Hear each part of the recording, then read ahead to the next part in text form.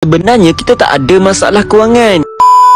Kalau masa gaji 3,000 sebulan, duit belanja rasa tak cukup. Selalunya bila gaji naik 10,000 sebulan pun tetap rasa tak cukup. Sebab bila gaji meningkat, keinginan kita pun akan meningkat juga. Kalau nak ikutkan gaji, ia memang tak akan pernah cukup. Keputusan kita memang tak salah. Dan ia memang sentiasa logik untuk menyedapkan hati je. Sebab tu kalau nak menyimpan, tak perlu pun tunggu cukup baru nak menyimpan. Bila kita sedar tentang kepentingan menyimpan, kita akan jadikan menyimpan tu satu keutamaan yang penting setiap bulan. Bila menyimpan tu jadi satu keutamaan, maka yang lain kita akan tolak tepi. Biar tak bergaya, asalkan poket kita kaya. Sebenarnya kita bukan ada masalah kewangan, tapi tabiat kita tentang mengurus duit tu sebenarnya yang bermasalah. Sebagai contoh, tak menyimpan setiap bulan dengan alasan gaji tak cukup. Tetap ambil juga pinjaman baru walaupun dah tahu tak mampu nak bayar. Tambah komitmen kewangan baru walaupun dah tahu tak mampu nak tanggung. Nak jadi kaya ni bukan soal boleh ataupun tak boleh sebenarnya, tapi ia soal sanggup ataupun tak sanggup ubah diri. Membina kekayaan ni bukan soal mengubah poket semata-mata, tapi ia mengubah diri sendiri menjadi lebih baik. Jadi untuk tuan-puan nak saya bantu buat simpanan, boleh kontak saja nombor di bio saya untuk saya bantu simpanan emas tuan-puan. So, dah bersatu, cek komen. Jangan lupa follow.